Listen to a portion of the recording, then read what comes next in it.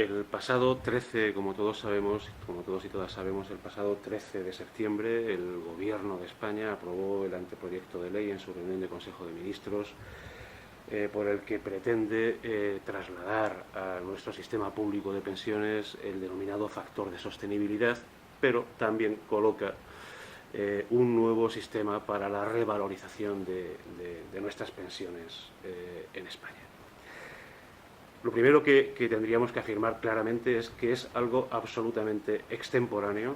Ya la ley 27/11, la que es fruto del último gran acuerdo confederal en este país, que es el acuerdo en materia de pensiones de febrero de 2011, preveía la aplicación de este factor de sostenibilidad para el año 2027 y sucesivos.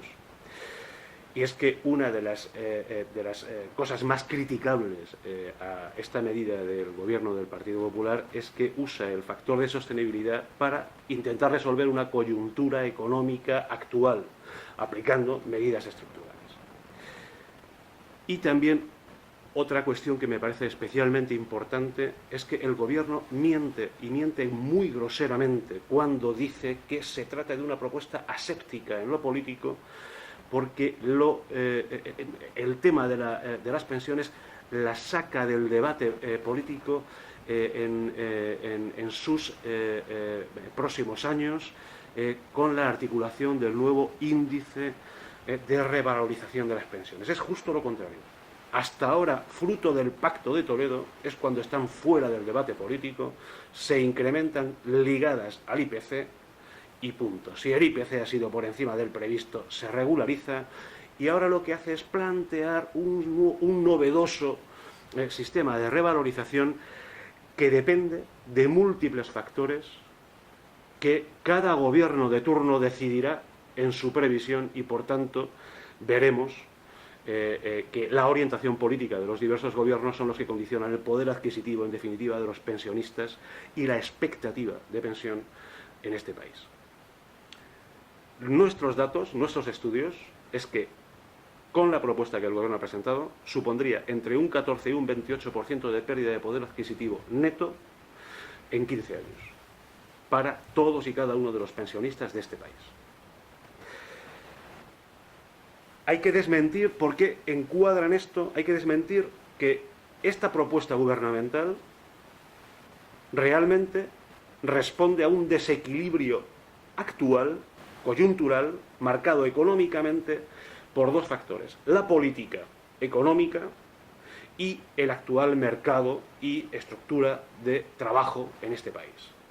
Más de 6 millones de parados, un amplísimo déficit, un deterioro en las calidades de esas condiciones de trabajo y, por tanto, de las cotizaciones sociales, por tanto, un recorte de la vía de ingresos al sistema público de pensiones que condiciona muy mucho su actual déficit.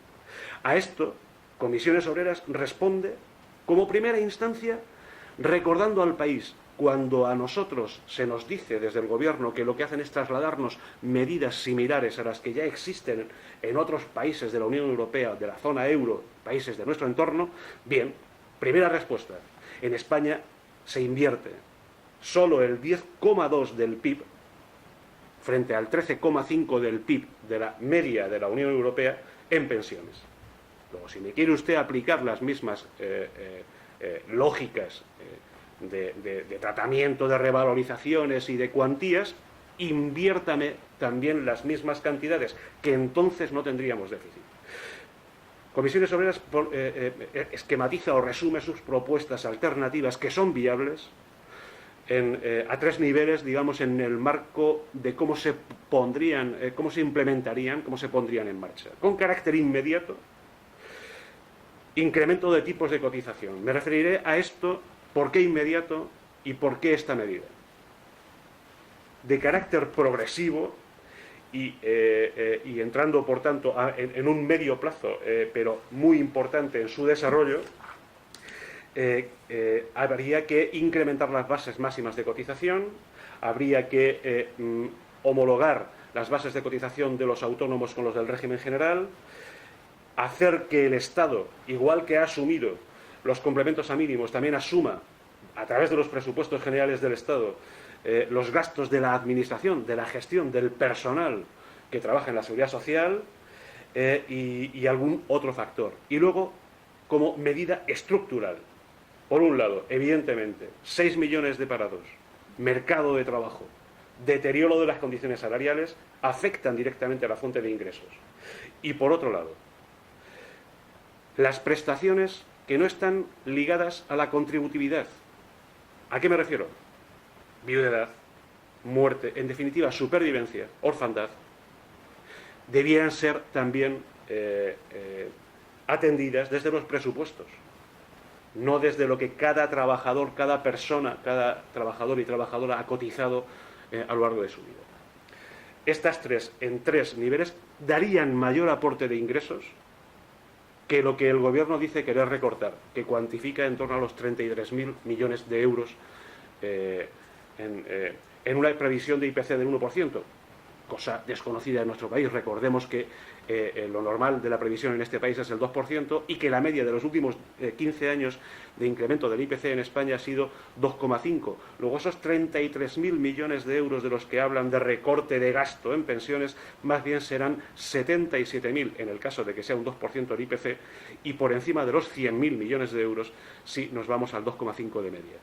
Decía por qué, y con esto termino, por qué inmediato y es especialmente importante el atacar una vía de ingresos con carácter, como digo, inmediato al sistema público de pensiones.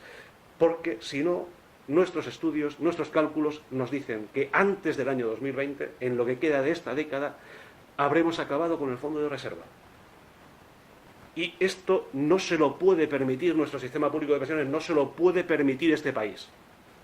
Algo que hemos conseguido, fruto de los acuerdos, generar durante más allá de 15, 18 años, no podemos acabar con ello, que está previsto para cuando realmente la necesidad demográfica del país requiera ese aporte económico y no para una crisis coyuntural económica muy grave, cierto, pero coyuntural y actual.